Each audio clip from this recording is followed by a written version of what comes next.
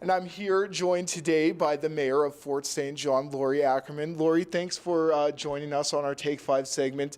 So today we're going to be doing a little year in review on kind of what's been going on in the city lately, and then we're going to kind of preview a few projects and things you guys have going on in 2017. So let's dive into 2016 and the productive year it has been here in Fort St. John. What are a few things that you're kind of proud of that council and you guys were able to accomplish this year?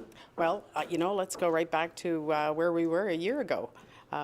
Council had approved in principle an agreement with BC Hydro for a community measures agreement as a result of the project Site C. And we decided to close the loop with the community and take that agreement back to the community and show them what we had negotiated. That had been years of consultation with the community and then negotiations with BC Hydro. We now have what would be deemed a significant and precedent-setting agreement that includes not only financial contributions to the city, but also to nonprofit organizations. There's a legacy agreement, benefit agreement that goes out till 2070. So it's a remarkable agreement that we have in place. And so that was the beginning of the year. After that, we were looking at strategic land assembly to ensure that the community could grow in a manner that is conducive to appropriate services. So we purchased the land north of the RCMP detachment to give us some options on a new RCMP detachment building. We cut the ribbon on our inline turbine, and that is actually a project where our effluent was leaving the lagoon and going back out into the environment. And so we simply tightened up the pipe and put a turbine in there, and that is actually generating revenue for the community. It was kind of a no-brainer, but it was costly, and we were able to get a good grant towards that. Some of the other things that we've accomplished over the years is we finalized another boundary extension, and so that again will allow us to grow in a sustainable fashion, as well as a result of all the work that we have done, a lot of other jurisdictions have seen that work and the accomplishments that we've had.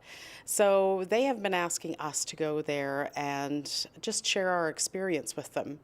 And council does have a policy where when people ask us to attend some of these things, that they are required to pay our expenses, and that has happened. So I have been out to Kitimat and Terrace. I have been out to St. John's, Newfoundland. I've been to Halifax, and then most recently we went to Peru, the city with the Federation of Canadian Municipalities. I was working with some municipalities down there that are impacted by the extraction industries and assisting them with municipal development planning and economic development and social inclusion. So we are spreading outside our borders here and kind of influencing the world in a way. And then there was also a pretty successful ad that was ran in the Vancouver Sun. Maybe talk to me about that. Sure. So the city of Fort St. John created an advertorial and had it in the Vancouver Sun. And it created a huge response, and I'm very pleased to say that it was very positive. I got significant response from our Lower Mainland and from the island. A lot of them indicated that they didn't have those facts to share with their friends and neighbors. They were the silent majority, that they needed to have this information with them. So it was really good talking about looking beyond the light switch, looking beyond the plug-in, looking beyond the thermostat to really see where the energy comes from and how it is delivered to the consumers safely each and every day. And so it was really a good conversation.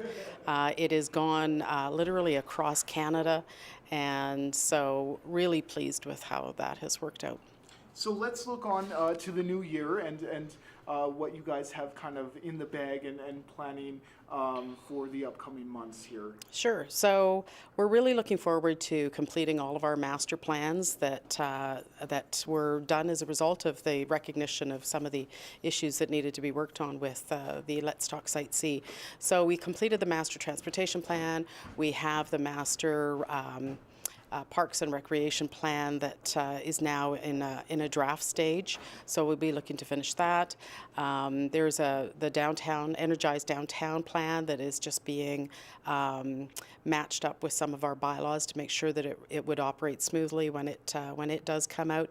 And the other initiative that came as a result of the Let's Talk Site C conversations was the social framework. We recognize that when the economy is doing really well, or even when it's not doing well, a lot of our social agencies are really impacted by the economy.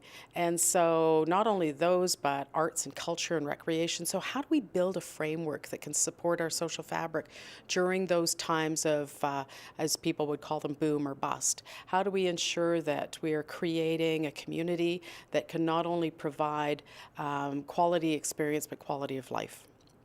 That sounds exciting, and thank you so much for joining us for our Take 5 segment, and we are wishing you all a Happy New Year, and thanks again for joining us, Lori. Thank you very much. Happy New Year, and may the best of 2016 be the worst of 2017.